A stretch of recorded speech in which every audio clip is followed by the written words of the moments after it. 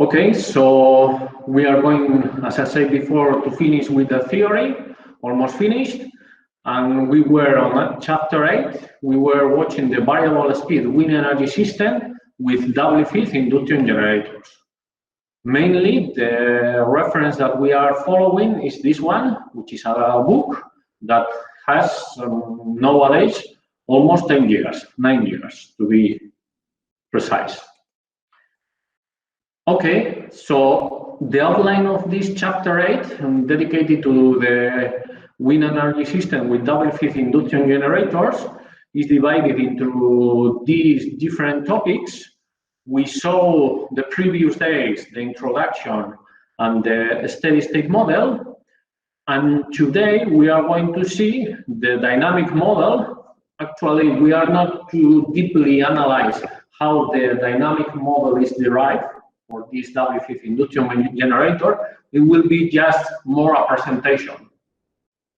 I will just present you the electrical model, because otherwise we won't have time to go through.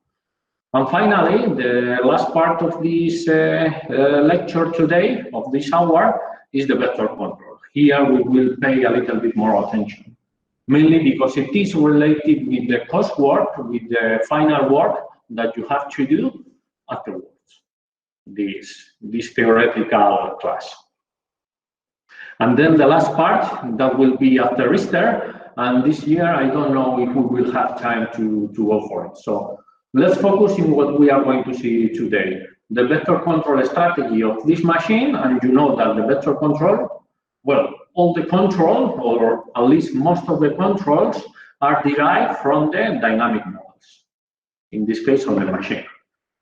Here you have from one manufacturer, in this case, some pictures, some nice photos taken from the catalogs of one specific model of double fifth induction generator. And then in order to supply and in order to control these generators, you know that we need a power electronic converter, and here you have also one photo of one of them. There are several manufacturers that we have seen in the previous days that use these, that develop wind energy systems or wind turbines based on these generators. But today, I just show you one example of this company. You know, we were speaking about this before, but just in case I remember you again. The topology of this power electronic converter is a back-to-back converter, and within manufacturers, the most extended converter topology or configuration is the two-level voltage source converter. Normally, they use IGBTs, and it's a back-to-back configuration. Normally, they use the power electronic converter, and therefore the rotor supply is low voltage, so around 690 volts. And depending on the power of the wind turbine, we can have several options. But in general, the power of the power electronic converter is less than 2 megawatts of power. Okay.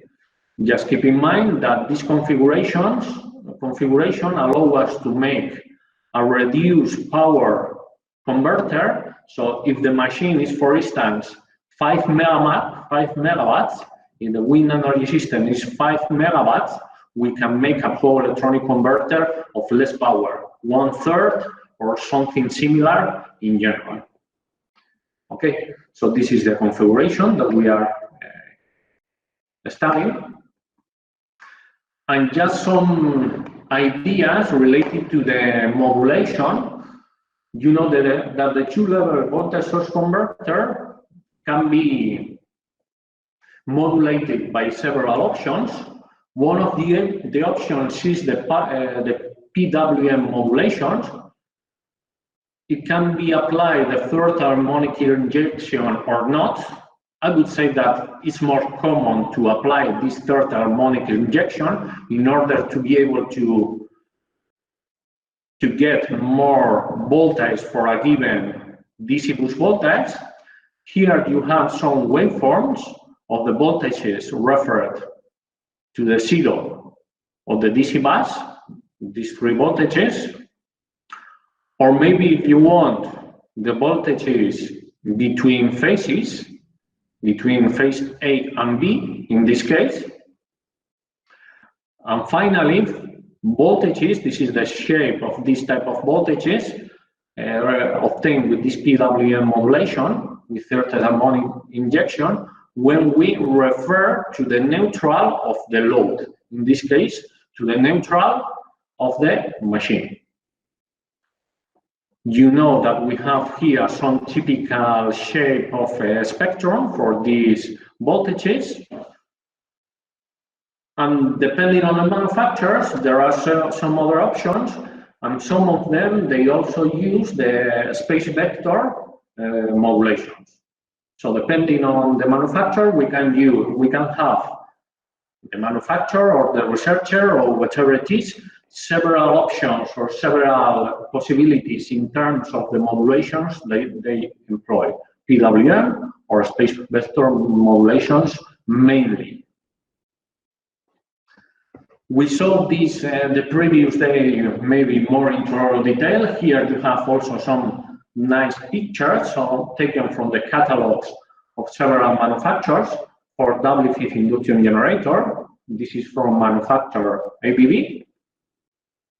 And this is from manufacturer Induction.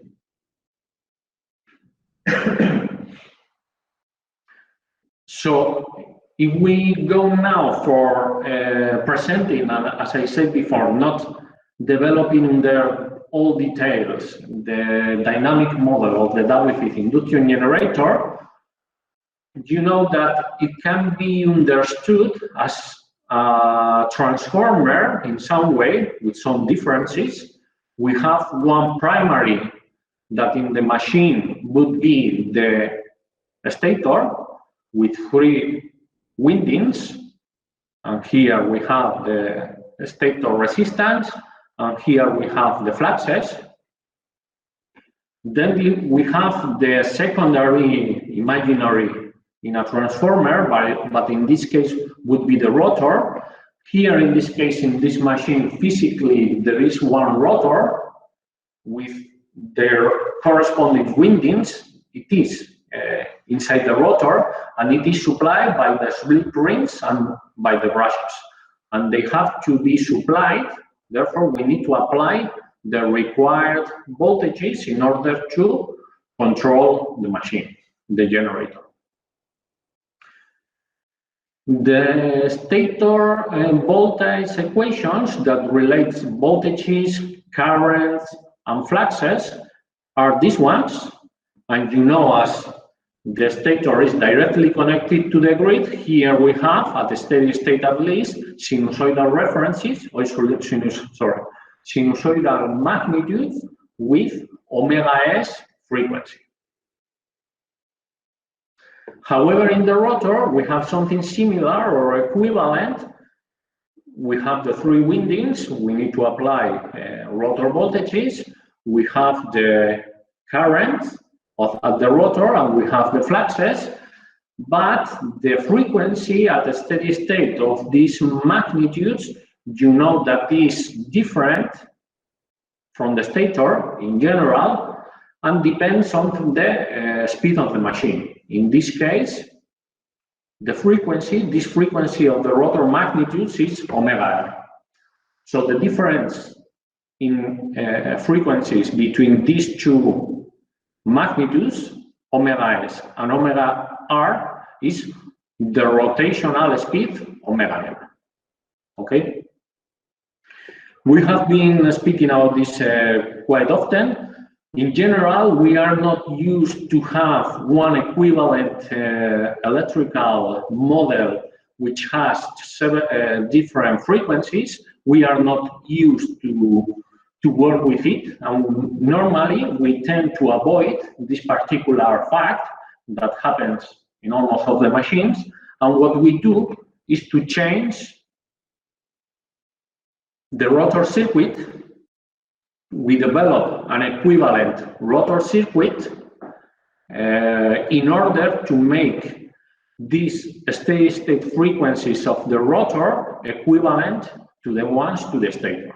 So therefore, we work with a modified equivalent rotor circuit. So this is what we do normally, and in order to do that, we use the space vector theory.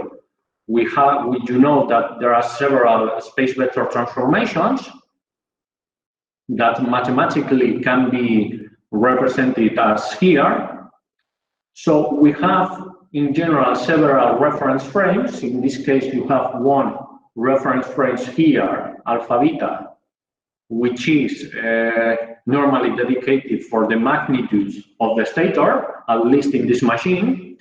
And this is stationary. This is a stationary reference frame. And we can apply several,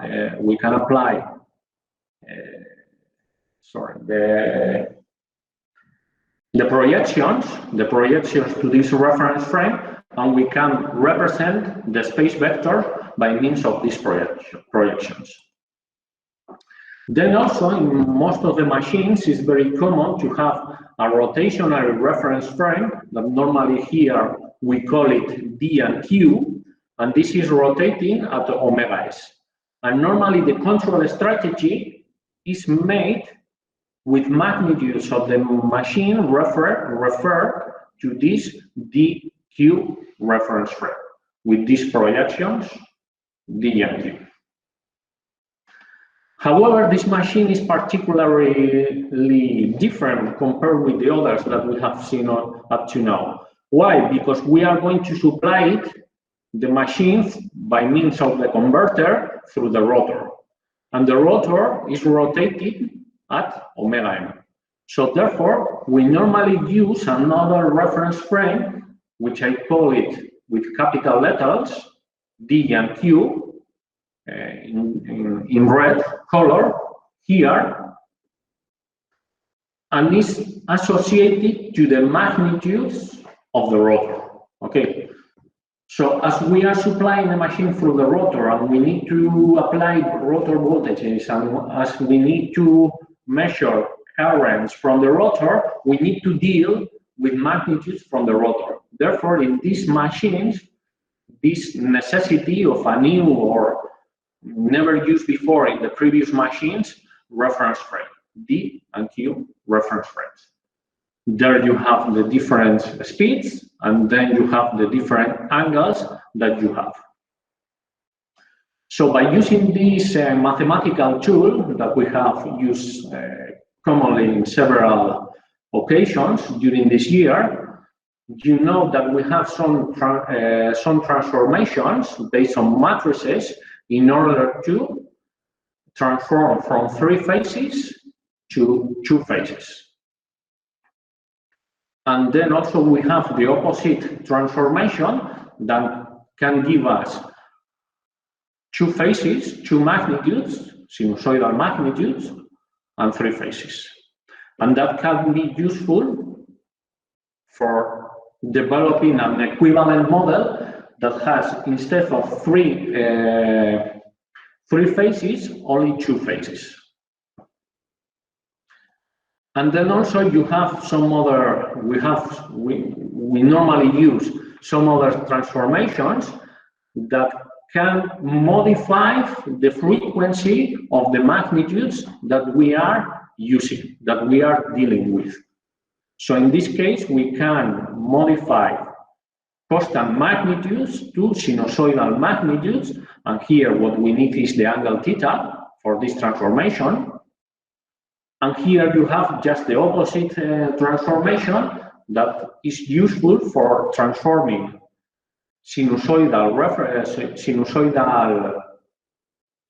magnitudes to constant ones. And here also we need again the same angle theta. This is the inverse to this one, and this is the inversal to this one. Okay, so applying and going back. So applying this space vector theory to this stator and rotor composed double fifth induction generator, we obtain two main objectives: changing from 3 phases to 2 phases, and we modify this frequency of the rotor. We obtain an equivalent circuit, which is a legal circuit, a good circuit, still representing properly the circuit of the rotor, but at the same frequency as the stator. So in order to do that, we need to apply these mathematical tools, and what we obtain is this one. So this equivalent circuit in alpha beta coordinates is very similar to the one that we obtain with the squirrel case induction generator. In fact, it is exactly the same, but the only difference is that instead of having here short circuit, because we have a squirrel case, in this new case, in the double fifth induction generator, we have open windings in which we have to apply the required voltages. Okay? So here you have the stator, that is at a steady state, we have omega s sinusoidal frequencies. Then here we have the stator resistance due to copper losses. Here we have the leakage inductances of the stator. Here we have the magnetizing inductances. And then here we have the rotor circuit, which has the rotor leakage inductances. Here we have the rotor copper losses. And here we have two new terms due to the fact that we have changed, we have modified this rotor circuit. Since we have modified this frequency from omega R to omega S, here normally applies or appears a new voltage that depends on the rotor flux and is dependent on the difference of the frequencies that we have changed, omega m in this case. It was omega R and now it is omega S. So the difference, omega m, appears here. Here, as we didn't change the frequency, there is no voltage appearing. Then here you have from this equivalent circuit all the voltage and flux equations in a space vector representation, and here we have the active and reactive power expressions in order to calculate this magnitude.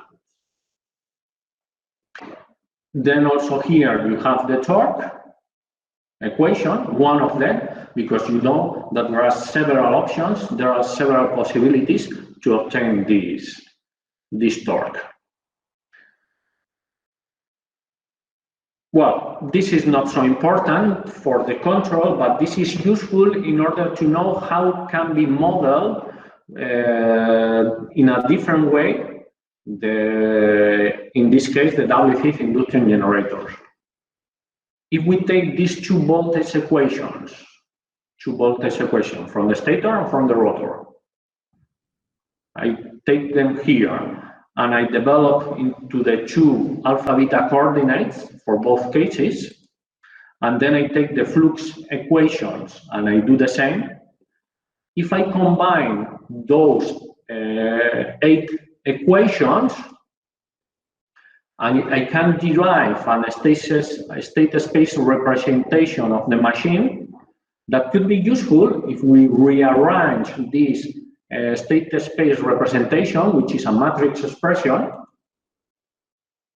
for instance, in blocks from Simulink, from MATLAB software, in order to obtain a model. So this could be a model, a mathematical model based on these state space representations of the machine. Here we have the inputs, rotor and stator voltages, and here we have possible outputs, which are currents for stator and rotors, and fluxes if we want.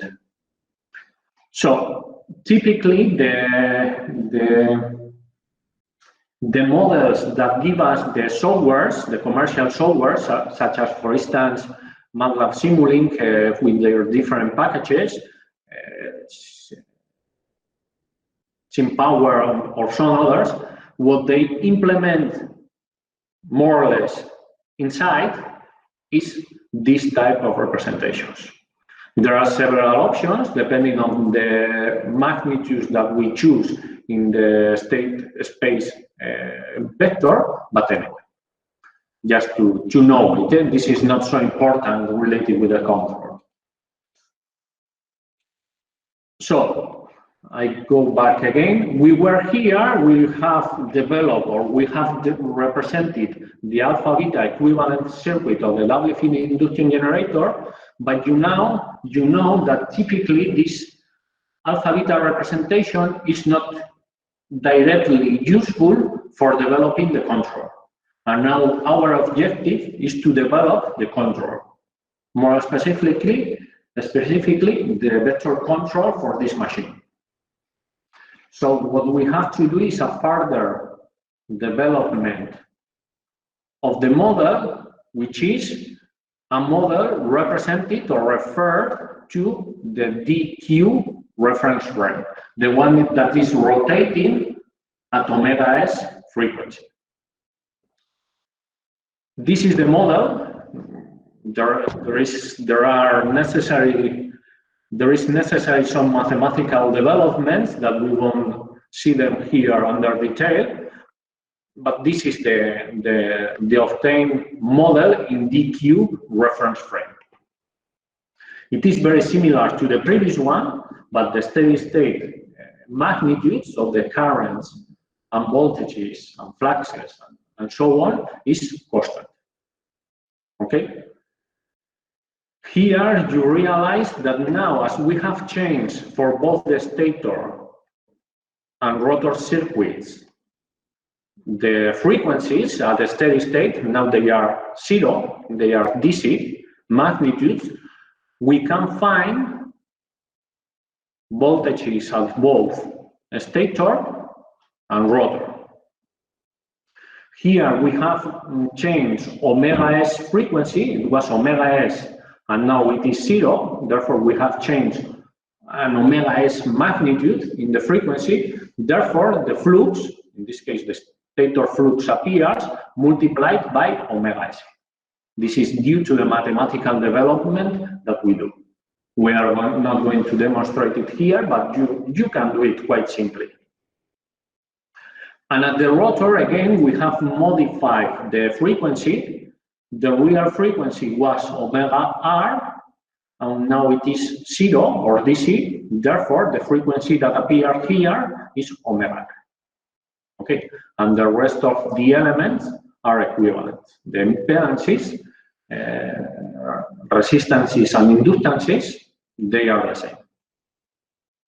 So here we have, let's check the hour. Okay. Here we have the stator voltages. Here we have the new rotor voltages in DQ reference frame. Just keep in mind that. And here we have the fluxes. Okay, and this representation, as I said before, I repeat it again because it is important. It is useful as we have made in all the machines in order to develop the control. Because in general, not all the controls, but many of the controls, they use PA regulators, and therefore they tend to represent or to control magnitudes of the machine that they are controlling in constant values. Okay, so the control block diagram, and we are going to start from the current control loops, is this one. Well, we are going to see it now. The first thing is the power circuit that you know. It is the doubly fit induction machine, what we are going to control. You know that the stator is directly connected to the grid. There is no converter here, so constant voltage is here. Then we have the rotor, and the rotor must be supplied by voltages of different frequencies and amplitude. These are the 2 degrees of freedom. And here are the stator, omega is. We need the power electronic converter. Simplifiedly, I have represented here. And then we need the modulation, as we have seen before. And what we need to apply here is the stator voltage reference, the rotor voltage references. And in order to control or to apply these voltages, to control the machine magnitudes, what we are going to do is measure the rotor currents, because we are supplying through the rotor. As we did before, sorry, I didn't mention one thing. All the equivalent circuits that we have seen in the previous slides, they are referred to the stator. You know that we have normally 1 turns ratio between the stator and the rotor, which is 1/3. We saw it the previous week. Okay, so this relation U between, that means the number of turns of the stator divided by the number of turns of the rotor is referred to the stator. Normally we do it in that way. Okay, so therefore we need to take into consideration this constant for rotor voltages and for rotor currents. Once we do that, the second thing that we have to do, here we have 3 voltages. I come back again. 3 voltages, 3 currents. So we pass 2, or we convert to 2 voltages and 2 currents. And here the name of the reference frame is DQ capitals, in capitals. It's not alpha beta. This reference frame is rotating at omega m because of the mechanical speed, because it is in the rotor. Okay? Sorry. Then, once we have this, you know that the control, in this case, we are applying the current loop control, which is the typical thing that is made in all the machines, current control. You know that is made in constant values, at a steady state at least, because we are using PA regulators, which is a typical option. Not the only one, but very, very typical, and this is the one that we are watching now. And with these PA regulators, what we can do is eliminate the steady state errors very simply, without no effort, by just using an integrator and the integral part of the PA regulator. So now let's see with which criteria we develop these current loops. In order to do that, we are based on the model, and the model we have seen in the previous slide is the rotor voltage equation, which is this one, and the rotor flux. If we combine these expressions and we tend to find out one voltage of the rotor expression of one expression of the rotor voltage, which depends on the stator flux, because this is going to be our reference frame. It will be aligned with the stator flux, as we will see later. We develop this equation. And here we realize that as in every single machine that we have seen up to now, that we have a direct term, a first derivative term, and then we have a cross coupling current terms. With D, we have D, and we have D, and here we have a coupling with the other, which is the Q. And with the Q, it is the same. We have EQ current, first derivative of EQ current, and then we have the D component. This is another coupling. Okay? And then we have here some terms always related with the flux, that in this case the flux that we are considering and we are seeking and we are trying to be here in our equations is the stator flux. Just keep in mind that this term at the steady state will be 0 because the stator flux will be 0. The first derivative of the stator flux will be 0. Sorry.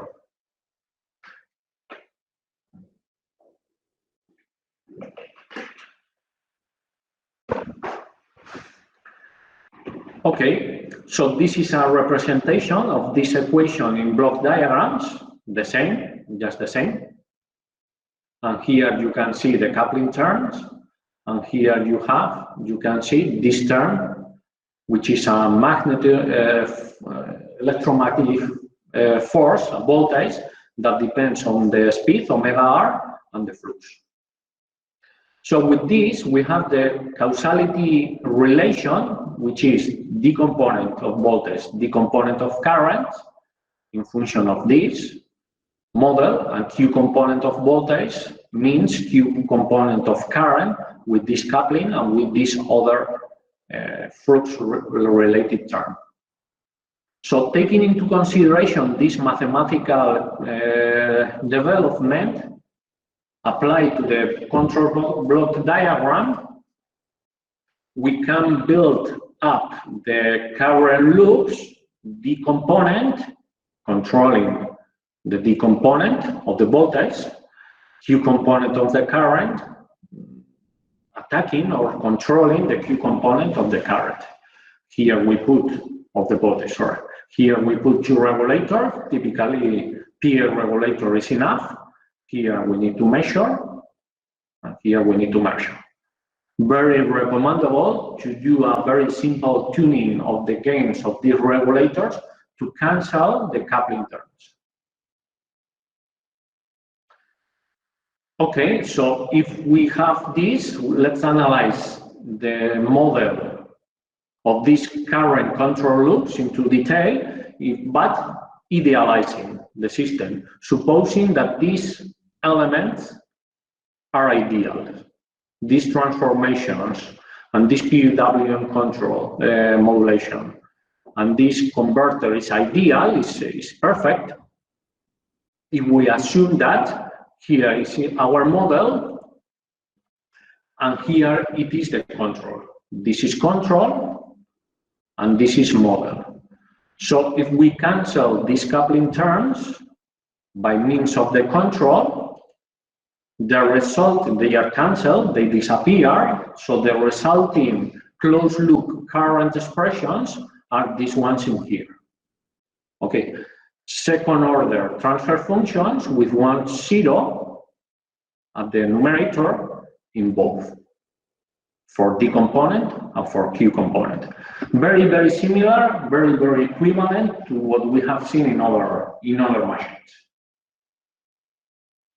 You know also that if we take this element and if we call it in a general term as L, and if we call to this generally as an R, we obtain the equivalent current expression in closed loop of every single machine. For all the machines, we have the same expression that generally can be studied in a very similar way.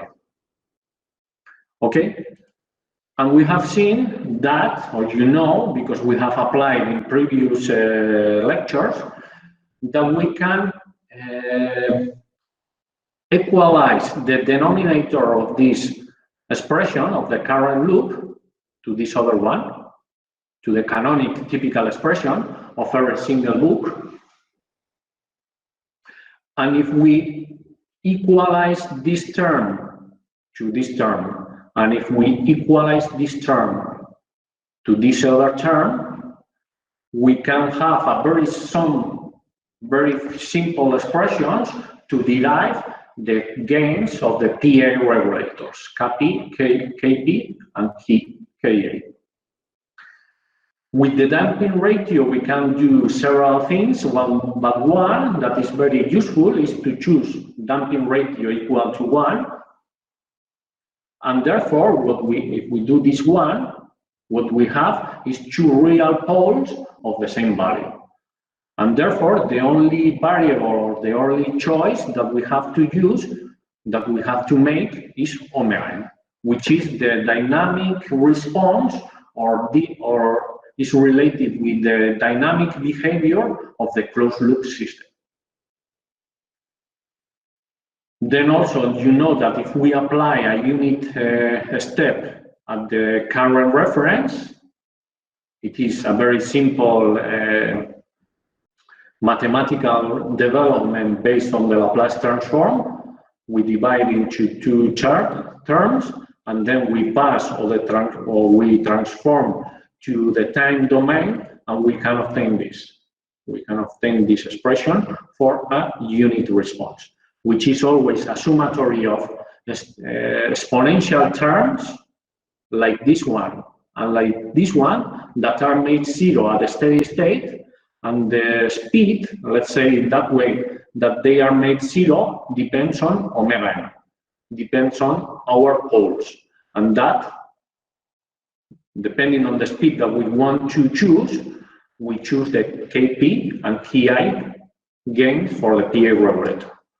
And then the steady state is related to this one, therefore, to this value. Okay? So with this, you know that you can do the Baudel analysis or frequency response analysis. You know to which range of frequencies can you control the machine. Or you have also the poles that we have put two real and equal poles. So therefore, you have also an imagine of how far you are from the instability from this part, which is avoided. We try to avoid it because it means unstable. And here you have also the time domain response of this current behavior. Okay. So we have seen this. These are the current loops, very similar, or they are made very equivalently as we do in some other machines. And let's see now the angle estimation that we need for the transformation of coordinators or coordinates, which is the angle theta.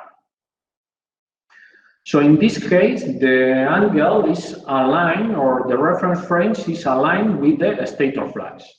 And the angle calculation can be made, as in every vector control of all machines, can be made in several ways. But one very simple way to do it is, for instance, to use the alpha beta expression of the flux, not the dq ones, the alpha beta, because it is simpler. And the flux, the angle of the stator flux, can be calculated by calculating the arcotangential of the stator fluxes. So by watching these expressions, which is this expression, and neglecting this term because it is very small compared to this other one, we can have this one. This is an approximation.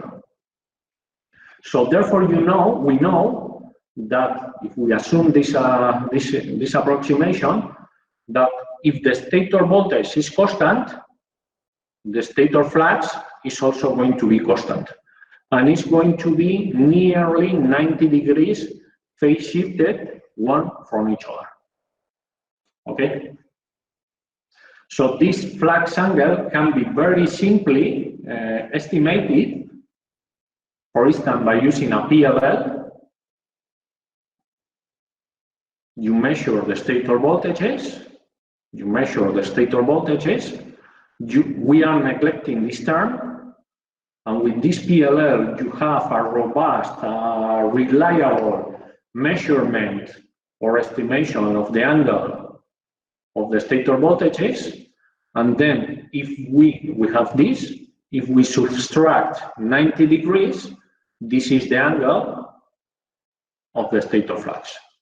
Okay, the one that we are going to align with the D and Q reference frame that is moving. So once we have the stator flux, this is what, sorry, Here, all this is here. We have the angle theta s, and then with the sensor, for instance, one encoder, we need to calculate, no, sorry, we need to measure theta m. If we subtract both, we have theta r, which is the one we need for the angle transformation of the current loops. Sorry, this angle theta r.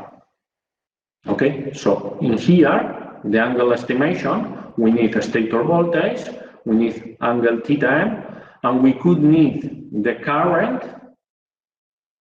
In this case, what I have made is just neglected, so therefore we wouldn't need the current. So this PLL, with this PLL and 90 degrees phase shift, it is enough.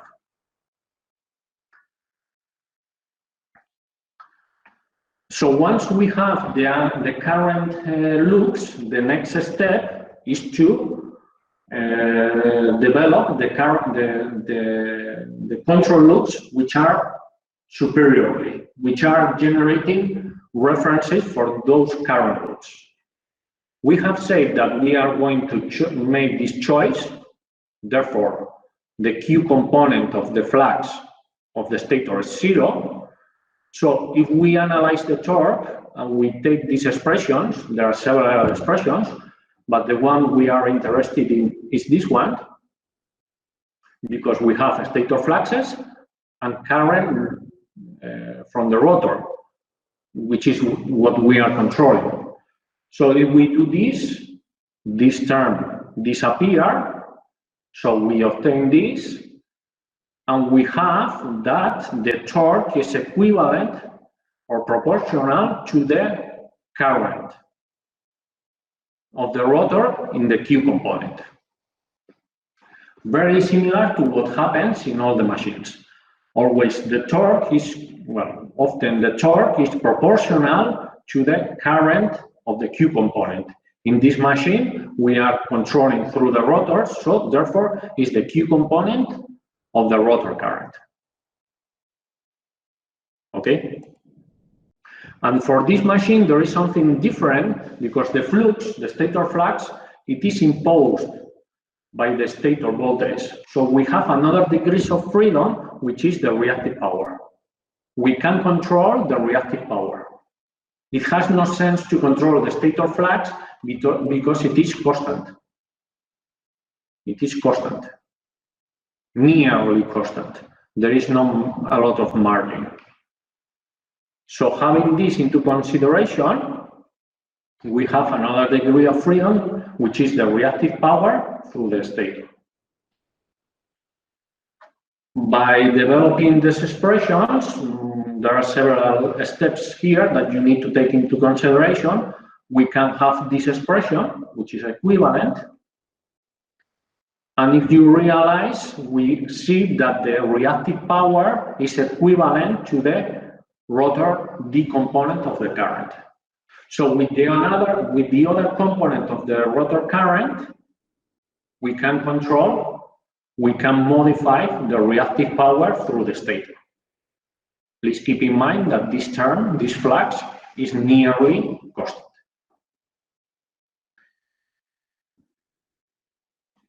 Okay, so we had this before, the current loops, and these are the references.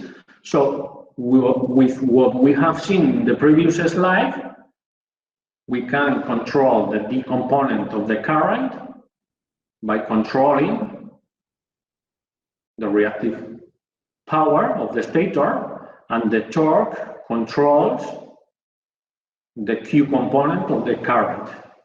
Okay, so we can also control the speed if we want it, if we want to do it. Okay, so this is the overall of the whole or the global control strategy of this machine. Again, as we often do, we can, the last two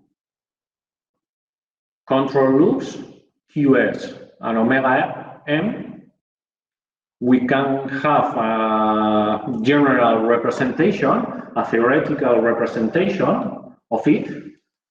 And by doing some development, we can derive the mathematical expressions representing these two relations, the closed loop expressions. Okay, so we can do the tuning of this PI regulator very similar to what we did with the current loops. Okay.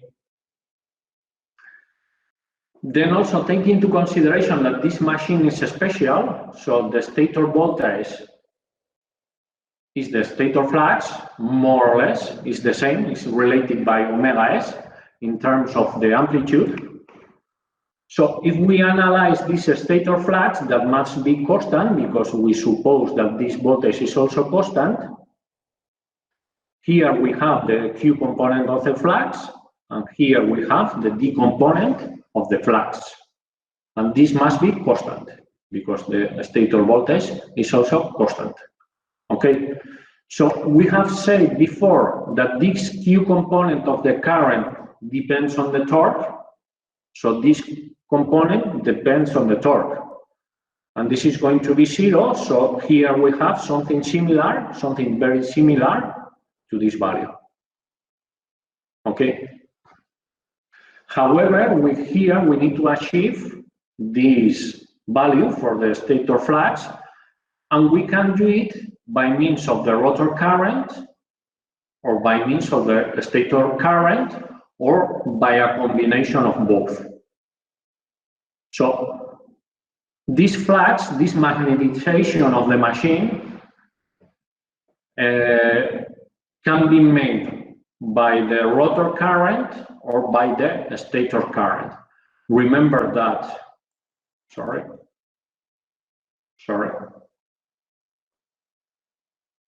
it is quite far away.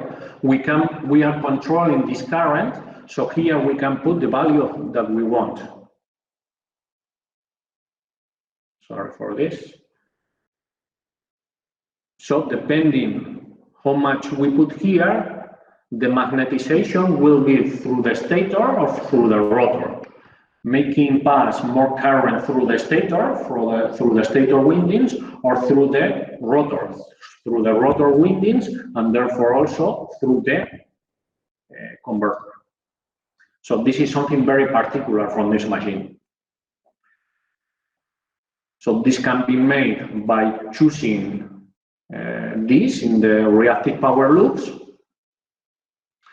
And then also in the speed loops, depending on the application that we have, here we are in the wind energy system, we can do several transformations, several options from active power to torque, or we can just control active power. And from here, we obtain the torque reference, but there are several options that can be applied in this machine. These are the typical electrical magnitudes of the stator, voltages, stator current, voltages, rotor, stator currents, current from the rotor, constant torque, a variation of the speed. Here, different behavior of active and reactive power, the typical magnitudes for this machine. And so this is what we have seen. This is the vector control strategy that we have seen up to now.